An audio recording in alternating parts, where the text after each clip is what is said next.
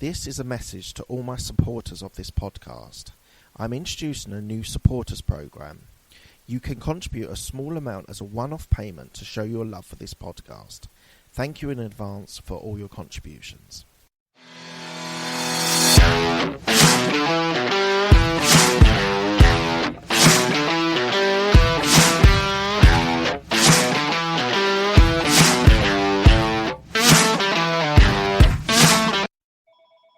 This is the Absolute Business Mindset podcast, created and hosted by Mark Hayward. I'm a corporate employee with an entrepreneurial mindset. This podcast will help and support you with new ideas about business. These are my thoughts, ideas, and comments. Today we have Michelle Vandepas, who is a serial entrepreneur, and she tells me that she's finally found her way. So hello, Michelle. How are you? I'm great. Good to be here. Fantastic. So I've talked a lot with people about COVID, but I feel we're kind of coming out of that. But has it treated you well or has it treated you badly? Oh, my goodness. So I think both. So luckily, I have not gotten sick. Good. I was around people that were sick, so I thought I would get tested for antibodies, and I'm disappointed that I don't have any. Okay. Because I thought that might help protect me a little, because I was around people who had it, right? Yeah. But the first 2 or 3 weeks, I was like most of the world, where we were like, and I was sort of glued to Netflix, even though I'm like so prolific usually in my day to day. And I think the whole world went on this collective pause, shock sort of place. So I was not very productive for about 3 weeks. Yeah, so we're in London here and we're starting to slowly open up, but we're getting there. So let's talk about your initial degree. So your first degree was at the University of London. What was the subject in? So originally I went for sociology, and I also did some English. You want me to jump forward or wait for the next question? No, go for it. Tell me a little bit more about it. But I went, and I went sort of a little bit under pressure from family, and I should have guessed after my A-levels that I was not cut out for any more schooling, and I quickly left and went on my life's journey. Yes, because I got, when I was doing research on you, you described yourself as your education is based on life, where you're reading and learning. So just talk about your sort of life's journey when it comes to learning. I tend to consume like large pieces of information around one subject. Okay. And then I burn out and I move on to the next thing, right? So I'm not a master of anything, but I've studied piano, I've studied guitar, I've studied singing, I've studied business a lot, different aspects of it. I've gone into intense online marketing, intense book publishing, intense Amazon ads, for instance. That's what I'm doing right now. So I've done self-development, I've done holistic health. I've lived a long time. But I get a bug to study something, and then I go deep into it, maybe a year, 2 years, and then I sort of, okay, I know enough. I don't know as much as other people, but. So tell me about some of your business or self-development people that you've really got into. So one of my favorites from way back when is Wayne Dyer. Okay. And, if we're talking old school, I love Zig Ziglar. That's where I learned sales. Yep. Think and Go Rich, Napoleon Hill, some of the real classics, right? We're talking about classics. There are a lot of great people, current people, Brene Brown, whom I love. I follow Tony Robbins a little bit because I also publish. I have a lot of authors that are writing new works, and I read them. And so I get to preview new thought that's coming out, which is really cool. But, a lot I go back to the classics. And when I want to read something inspiring, I go to my bookshelf and find something that I already have. So I did just buy Atomic Habits. I'm looking forward to that one. Oh, who's that author? Yeah, I've forgotten, but everybody keeps telling me I will love Atomic Habits. So I finally bought it. It's in my bucket list. It's in my bucket list, one thing. So Napoleon Hill, Think and Grow Rich is one of my favorites. One of my absolute classic favorites. I've gone on a journey for the last 4 or 5 years, maybe even longer, 6 years, on sort of self-development. So I've looked at trying to improve myself. I've tried to introduce my business, my career, all these different facets of my life. And I must admit that learning and assimilating information, and I have a particular style on how I consume information, which works for me. It might not work for everyone, but it works for me. And it's just been an exploration to think about marketing and think about sales and think about all these different areas.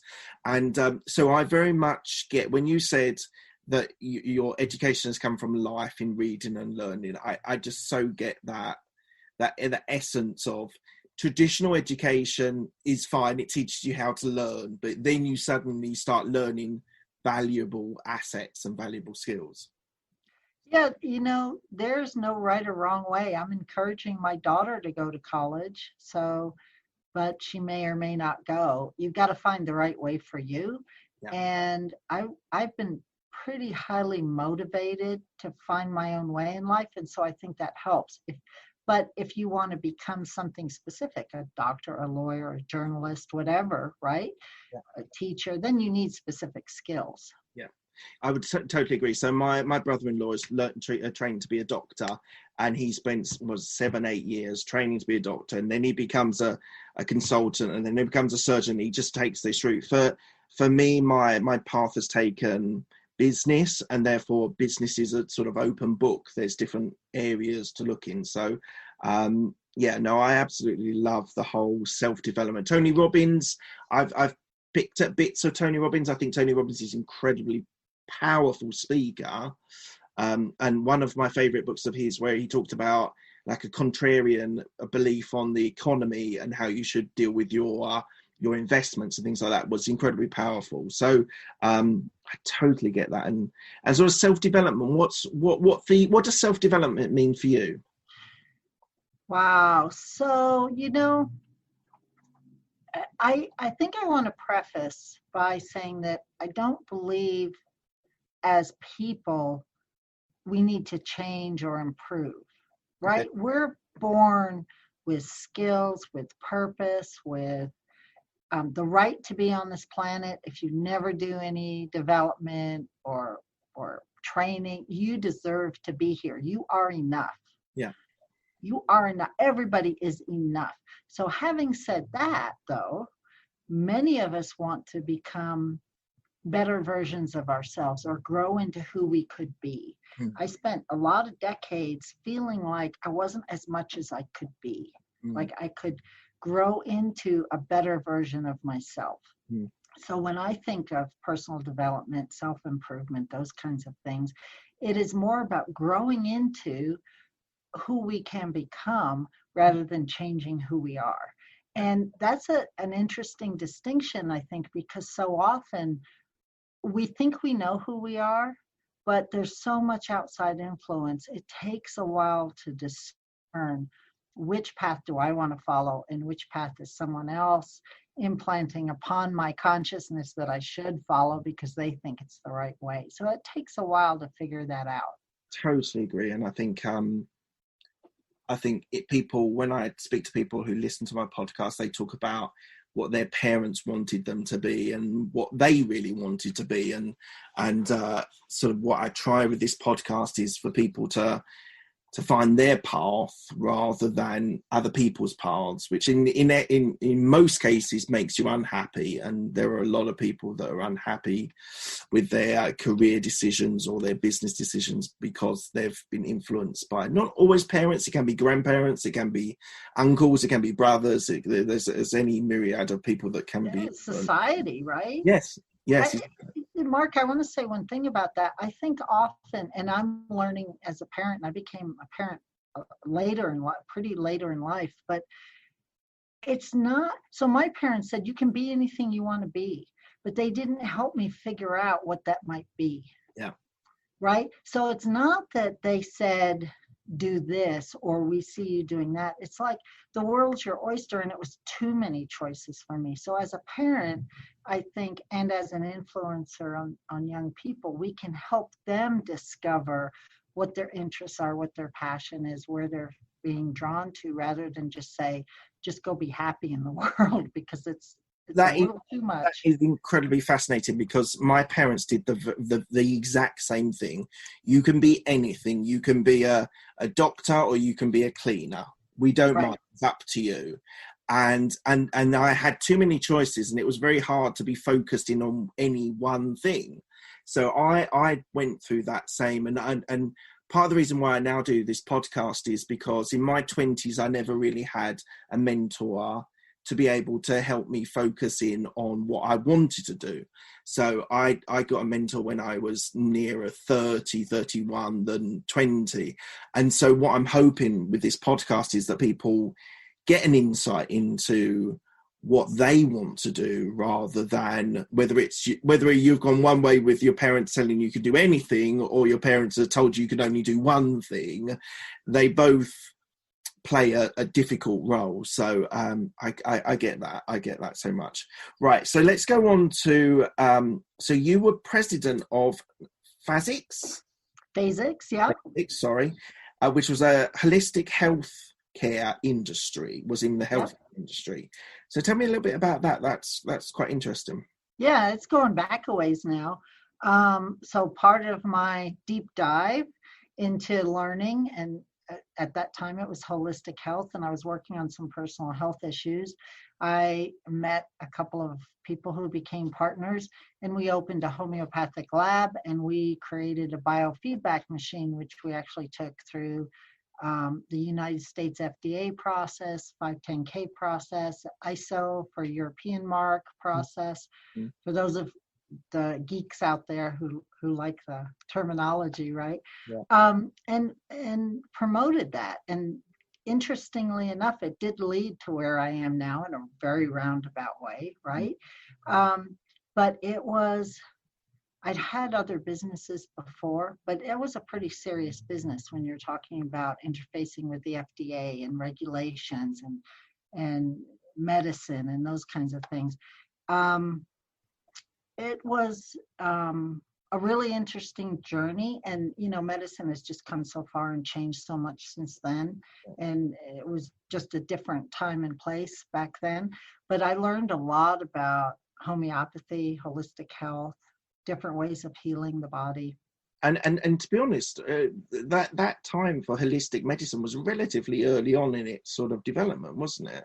Well, it was. So you've got people like the Braggs family who did apple cider vinegar, who've been around for, I don't know, maybe 100 years or something. And of course, our, great grandmothers were into all of this, and it wasn't called alternative health. It was called, you got a cold, here's some brandy and some herbs and some tea and whatever, right? It was just the health care.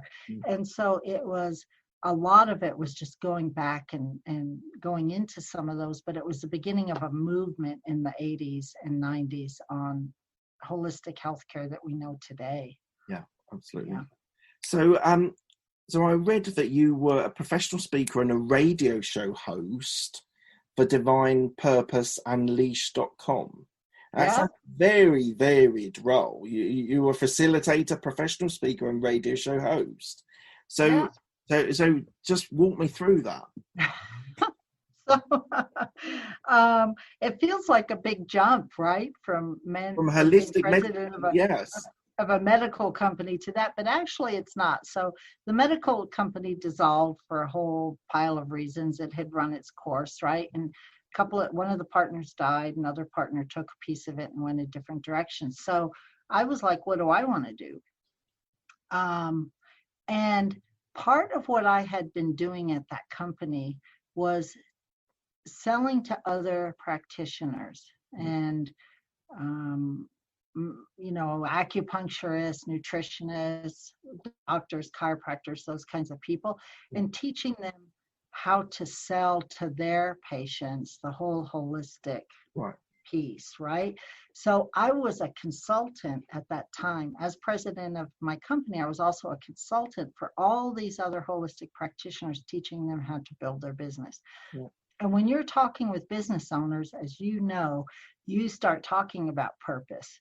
You start talking about why are you doing this and who are you here to serve, because that's the basis of marketing. Yeah. So even though it feels like a big jump, that's how I got to Divine Purpose Unleashed, which was, what is your purpose? And we talked a lot about marketing for small businesses, marketing for holistic practitioners. Yeah. It's also when I wrote my first book, which was the same thing, marketing and coaching and helping small business professionals really learn how to tap into their purpose and then use that to go build their business.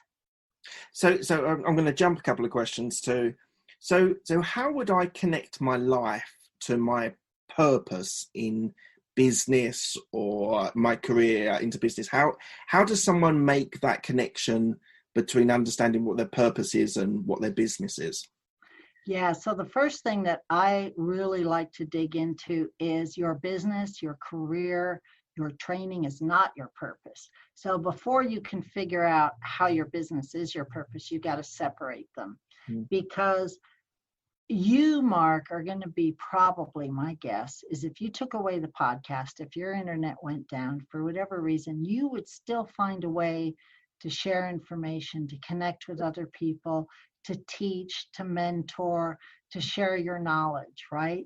So the fact that you are disseminating the information, you're living your purpose through the podcast, is just one of many ways you could do that. And I'm just guessing, we just met, right? Yeah. And so what I ask people is, it's that $1 million question, what would you be doing if you could do anything, right? If you didn't need the money. But it's so hard for us to get in contact with that. It's so hard for us to really feel what that might be. And so I like to say, what do you do naturally out in the world? Okay. Away from your business. Are you a caregiver? Are you a teacher? You a politician, right? Not like in politics, but that kind of handshaking, networking kind of person, right? What sort of archetype are you holding as you go out in the world? A more woo-woo way of saying it is, how do you express your love in the world? How do you connect with other people in the world? And that's a place for you to start really honing in on your purpose. Some people are born teachers. Some people are born caregivers. Some people are born networkers, right? Yeah. Then once you start figuring out which way you like to express in the world, how do you bring that into your business? Okay. So, right, as we know, someone like a nurse could be a caregiver. Yeah. A nurse could be someone who's brilliant at science. A nurse could be, a researcher or a management person. Just because you're a nurse doesn't mean you're a caregiver. You can bring anything into your profession. How does that link to people's values? Because something that's really important when I talk to people that I coach is all about understanding your values and your beliefs and being able to break yourself down into that. And then when you started there, then things that happen in your business, your career, or your entrepreneurship, whatever it is, comes from that basis. What is the difference between values and beliefs and purpose? Wow. I'm not sure I know, but let's explore it for a minute, right? Yeah. So if you were to ask me maybe what some of my values would be, I would say it's important to me that humanity's taken care of. Like, it's important to me that somehow we're not leaving people behind. That's an important value of mine. And so my belief is there's a way for the world for us to make sure that that happens. Right. But I don't know how that relates to my purpose, because I'm not personally driven to do anything about that. Okay. Except maybe one-on-one while I coach people. Yeah. So I think that's an interesting question. I'm not sure. What do you say your purpose is, if you don't mind sharing that with me? Yeah, so I've done, we learn what we teach and we teach what we learn, right? So it's something I'm always diving into. I really like helping other people go do what they're born to do and get over their scarediness of it, whatever self-doubt or fear they have, and step up and go do what you're here to do. So I do help other people connect with their purpose and then express themselves, either through book writing and publishing, podcasting, blogging, speaking, all the things that I've dabbled in. Starting a business, I can help someone else choose the right path for them. So would you say your values is, because it sounds like what you're talking about is being an educator and helping people get the most out of their lives and the most out of their careers or business. So for me, your purpose is to be an educator. Your values are that you want to help people or help people get to success, whatever their definition of success is. So for me, like thinking, because I'm thinking about what you just said, and I think you're an educator who wants to make people maximize their lives or maximize their careers or business. I love that. That's brilliant. Yeah. And I might call myself a coach more than an educator. Okay. Yeah. But I probably delve on both sides of that. Yeah. Okay. Sure. So you've had 18 years plus as a professional speaker. So just tell me about, because we've talked about Zig Ziglar, who was an amazing orator, amazing speaker, one of the best. Now we go up to Tony Robbins, who sort of covers similar ground, slightly different, but covers similar ground. What for you has lasted your career as a professional speaker? So what do you mean? Like what subjects I talk about? The longevity of being a professional speaker. What's defined you as a speaker? Well, I get asked on various stages, and I also have put on events for my own clients. So I'm a speaker at my own event, right? I'm not like out there speaking like Brene Brown or Oprah or people where and especially not now in COVID, we travel all over the place. But I have spoken at lots of trade fairs and conferences and events and those kinds of things. So there are professional speakers who are like on the road every week speaking somewhere. That's not who I am, but I love speaking a few times a year for people who really resonate with my message, which is bringing your purpose, your passion into your work, and then getting that information out in the world. Awesome. And so, over the years, I get invited a few times a year to go speak somewhere, and that's what I've been doing. Where's the most amazing place that you've spoken at? We'll be back after a quick break. Hi, I'm Alex, the host of X Health Show, Meet the Future of Healthcare. Think X-Men, that's X Health. Actual superheroes behind programming living cells to cure cancer once and for all. Tech that detects preterm delivery in seconds, brain-computer interface, or apps that employ AI to match you, your disease, with the best treatment. X Health Show brings to you visionaries who push the boundaries of healthcare from Switzerland, the heart of Europe and the most innovative country in the world. Let me introduce you to their startups. Head to X Health Show, Meet the Future of Healthcare. Happy to greet you there. I've spoken at a couple of stages in LA. TEDx probably, right? I was a TEDx speaker. Yeah, that's probably the one.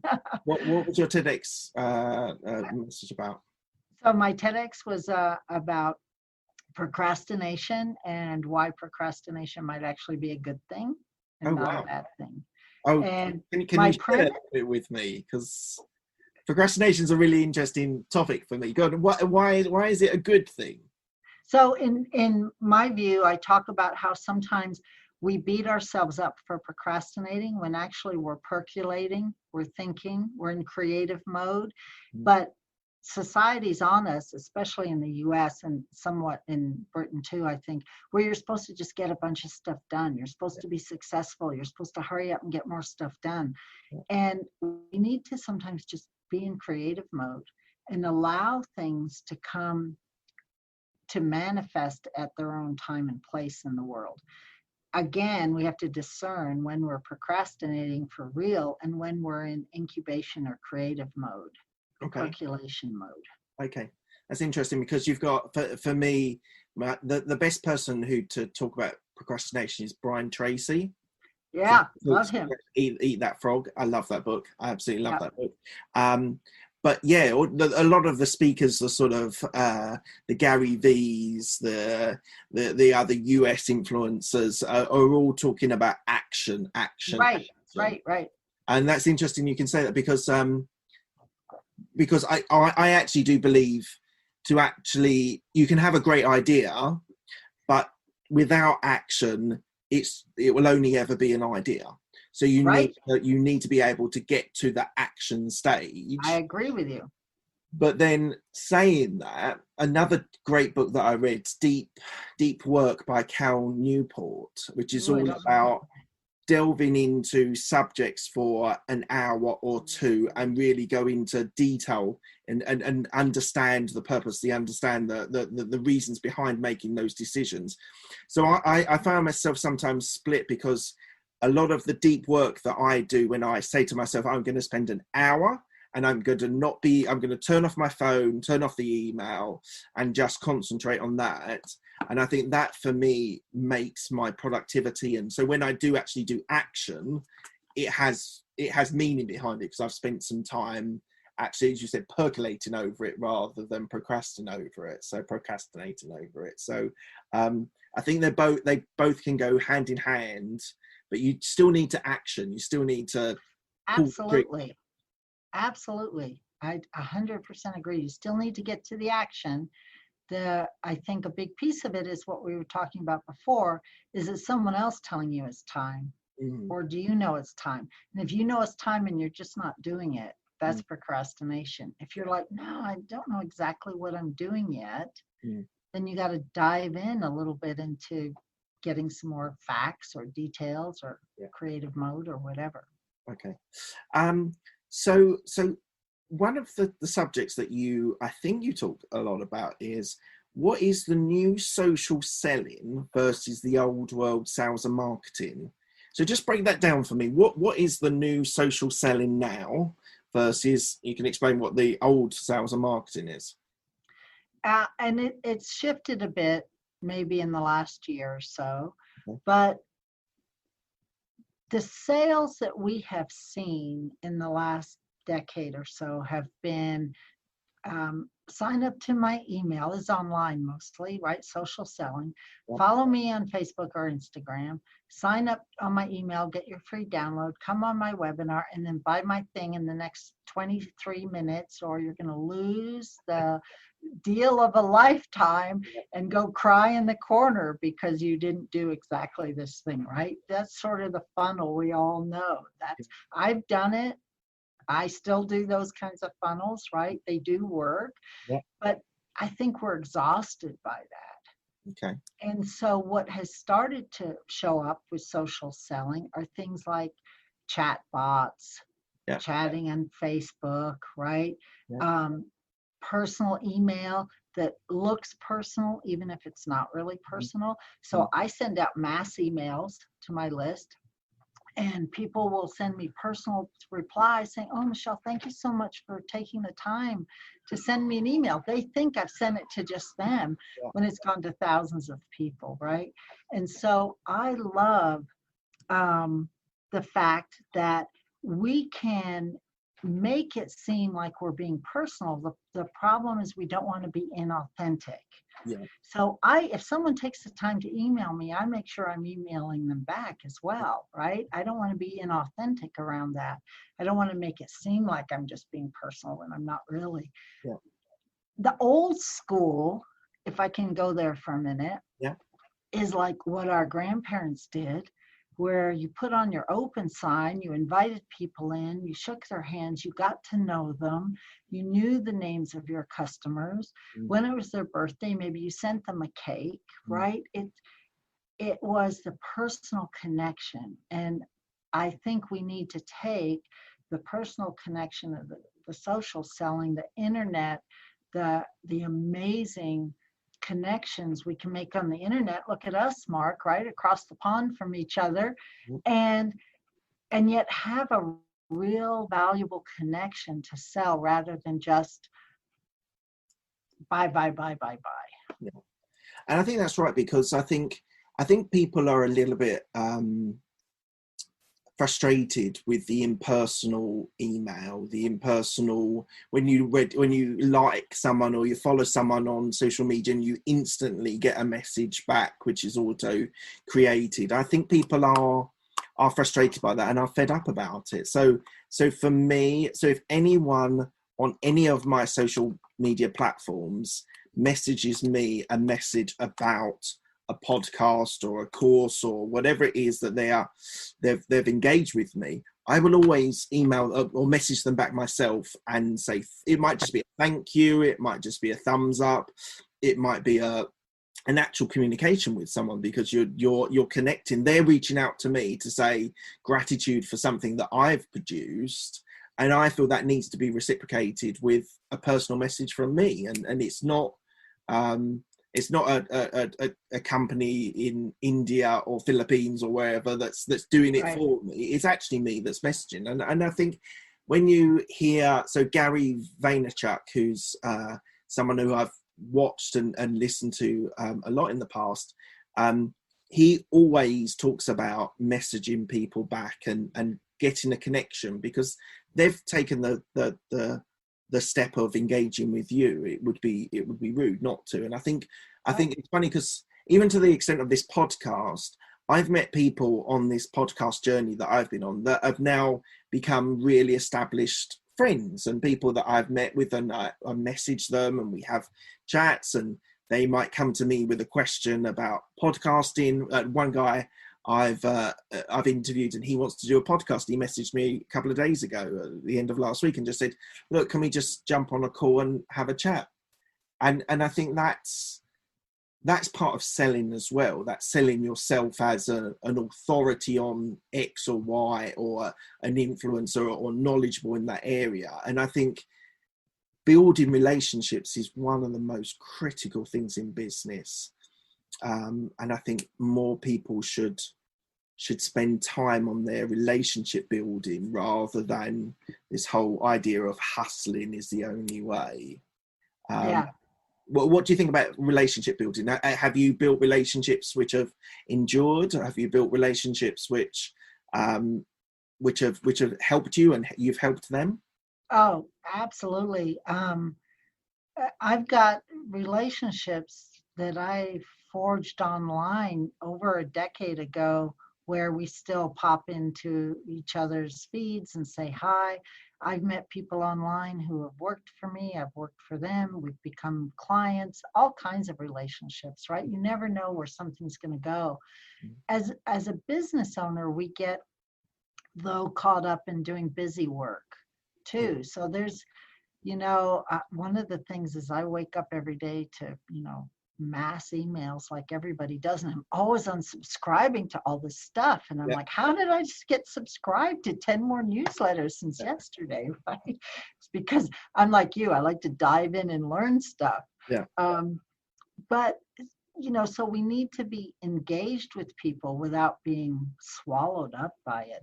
And I don't have an answer for that. I just think that's one of the challenges of today too, is how can we be engaged without it taking over our lives? Yeah, absolutely. So you mentioned earlier on about being an author. So maybe showcase some of your books that you've written. Is there one particular that you'd like to talk about? So I wrote a book about purpose, and it's on Amazon, of course, and it is called Purpose, the Alignment Guide, and it takes you through a whole series of personal questions and journaling. It's a 28-day process that you go and you can ask yourself questions. So it's really an intensive workbook. I've been told it's not for the faint of heart. I think that's one of the reviews on Amazon. You have to be pretty serious. So, that's a book I'm pretty proud of that came out a couple of years ago. Okay. And you've got Grace Point Publishing. So you're a co-owner of that. When did that come about? And tell me the story, how you moved from author to publisher. Yeah, so I published my first book 21 years ago, and I self-published it, and it was a marketing book for holistic practitioners, and it covered things like what color paper should I print my flyers on when I tack them up on the bulletin board, right? I mean, this is only 20 years ago, and we were like doing that. Yeah. Nothing about internet marketing in that book at all. It was all old school, real old school stuff. But in the process, I learned so much about how do you publish, how do you market, how do you sell books after it's, been published, that I started consulting other authors on how to publish. That's over 20 years ago. And over the years, that morphed into my consulting, really including book publishing, especially for business owners or entrepreneurs who want to showcase a message.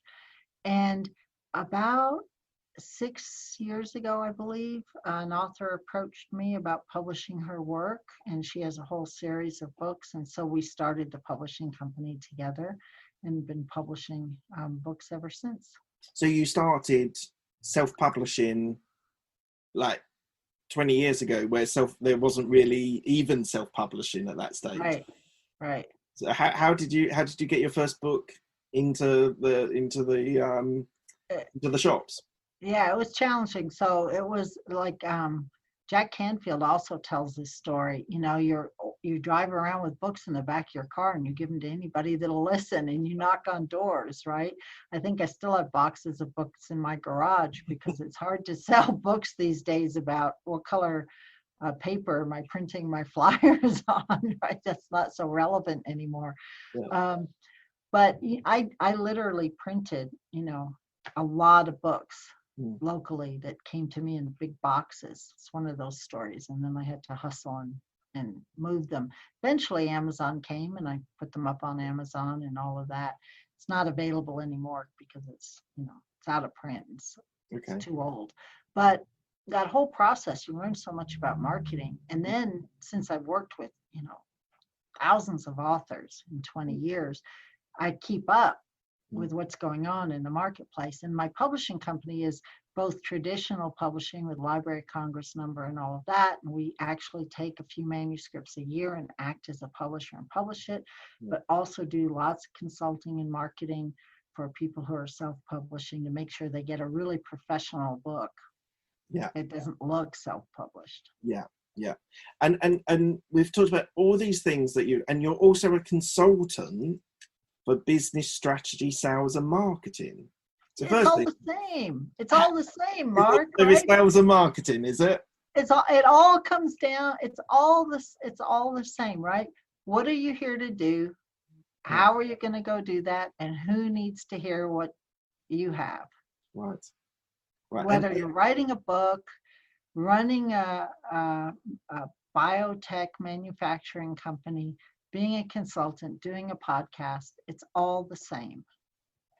And so would you say sales and marketing are probably your core part of business that you're mostly involved in across all these different things? So I am. I run the publishing company, and I'm also co-owner of a couple other companies out there. Okay. Because I'm a serial entrepreneur, so I have some other things going out there. Oh. I run the publishing company, so I run day-to-day operations on that. Oh. But if we're not selling, we're just playing, right? If we're not getting cash flow, we just have hobbies, expensive hobbies, I might add. Right? That can be this entrepreneurship can be a very expensive hobby.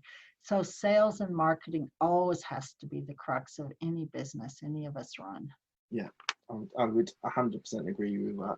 I think even so, in a career also as well, I think the part of, if you're not selling, you are invariably in a corporate environment selling yourself to the next promotion or the next pay rise, whatever it is. So I definitely come from the school of thought that sales and marketing are a must for all business owners. It doesn't have to be bad, right? No. I did mean to interrupt you. I was going to say, I didn't, but that's not a bad thing. We think sales, and we get all. but it's just expressing who you are out in the world. Exactly. I totally get that. I did a course about 5 years ago, an online course about consultative sales. So I was a consultant at the time,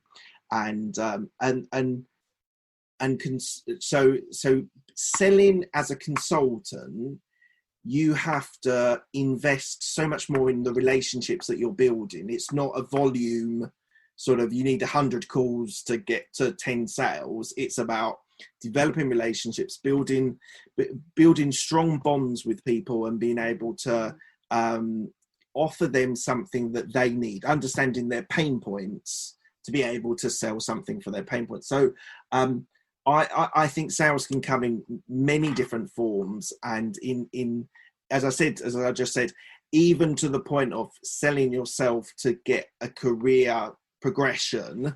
I think a lot of people think that as I knew people that kind of turn their nose up there. They're saying, well, I'm not selling, I'm just showcasing how good I am at X or Y. But actually, at the core level, you're wanting to influence people for them to buy into you. So it is all sales and marketing when it comes down to it. And if you're going to be a business owner, you need to have a bedrock, have an understanding of both those things. Yeah. So what would you say the difference, if you're going to put a divide, and I'm being a bit unkind here, if you're going to put a divide between sales and marketing, how would you put that divide between the two? Yeah, I think marketing is letting people know who you are, getting the word out,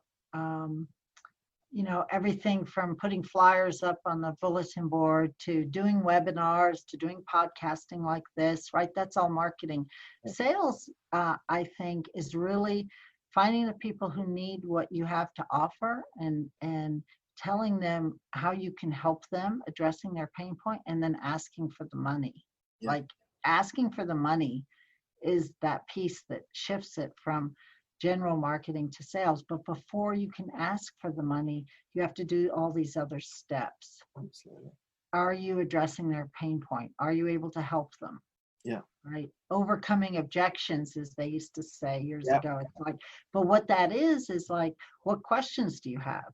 It's just having a conversation. And I think that's what puts a lot of people off when it comes to sales, the actual asking, do you want to buy X for X amount? Often makes people feel uncomfortable. But if you've had a conversation with a client for half an hour about understanding what their pain points and what's keeping them up at night, every night, because of that reason or that reason, when you come to what you're selling, it should be a natural conclusion that you've got these pain points, I can help you with that. And therefore the shaking of the hand and the exchange of money shouldn't be as daunting as I think some people think it is. Yeah, it is. Usually you'll get some indication if they're interested. And your job as your business owner, entrepreneur, whatever, is to not back down, not go into your fear at that point, but to hold your ground and say, shall I take your credit card? Would you like to hear about what the next steps are? That's a really great question. Would you like to hear about the next steps working with me? Yeah. Right? They can say, no, I'm not ready. Yeah. But that's a real easy question to put in. I think that's a great technique. Okay, so we're going to come to the end of the podcast. I asked people 5 questions, everyone the same questions. So, here they are. I wish I'd listened to 10 of your podcasts before we did this. I promise you, these are nice, easy questions. So the short, sharp questions, they can have the answer however long you want to talk to about. So what's the best decision that you made? Adopting my daughter. Oh, nice. Good. What's the best piece of advice that you've been given? That I've been given? Yeah. Believe it or not, learn how to type. My mother taught me that. She told me to learn how to type. You'll never be without a job. And actually, that was a really good piece of advice. That was a really good piece of advice, but more than probably she could even envisage at that time. That's right.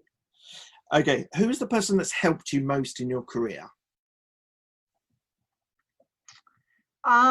I had a coach that helped me a lot. I spent way too much money on the program, but it's been a number of years, and looking back, I can see really shifted my focus and helped me really narrow in on what I wanted to do and how I wanted to do it. So I would say a great coach. So I'm just going to take a slight segue, because this is one of my favorite topics, coaches and mentors. So throughout your career, have you had coaches or mentors that have taken you in different, you said you analysed an area for a year or so and understand that area. Have you had coaches and mentors help you through those in-depth understandings of business? Not as many as I would have liked. So I did not hire coaches really until about 5 or 7 years ago, when I hired one and stayed with her for a number of years. However, I did used to take classes and always up level to the class where you got personal instruction from the teacher or the mentor. So from that perspective, I had lots of help. I haven't really had as many personal mentors as I would have liked throughout my career. I think that's another reason why I like to help up and coming people. Absolutely. Next question is, any regrets?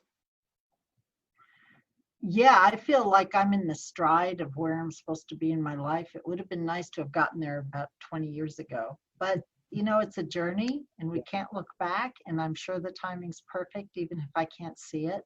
Yeah. And, of course there's other regrets, but I tend to not look back, but we've all done stupid things, said stupid things, spent money where we shouldn't have. I've got a long list of all of those things. Okay. What are you most proud of? I'm really personally proud that I've done a lot of things in my life, and I can look back and say I've been a TEDx speaker, I've been a published author, I've run businesses. It feels really fun to have done a lot of things and dabbled in the world. Yeah. I'm also, just proud of my family and my daughter and all those normal things that parents have. Please. Right. So that's the questions. Well, the last question is, where's the best place that people can find you? Oh, shoo, those weren't so bad. MichelleVandepas.com. That's Michelle with 2 L's and Vandepas with no R.com. Wonderful. So thank you, Michelle. I really appreciate your time. That's been a really fascinating delve into sales, marketing, publishing, entrepreneurship. It's been brilliant. So thank you very much for your time. Thank you. It's so much fun. All right. Yeah, thank you so much. Thank you. Bye-bye. One more thing before you go, I just want to share with you something that's going to be happening on Saturday, the 11th of July at 7:30 p.m. UK time.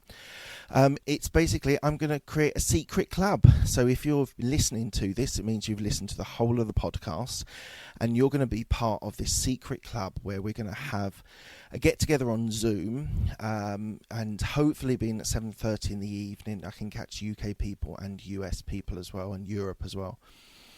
So we're going to get together and we're going to have a conversation about the podcast and talk about the things that are good, things that are bad, things you'd like to improve, and just have a general discussion about it.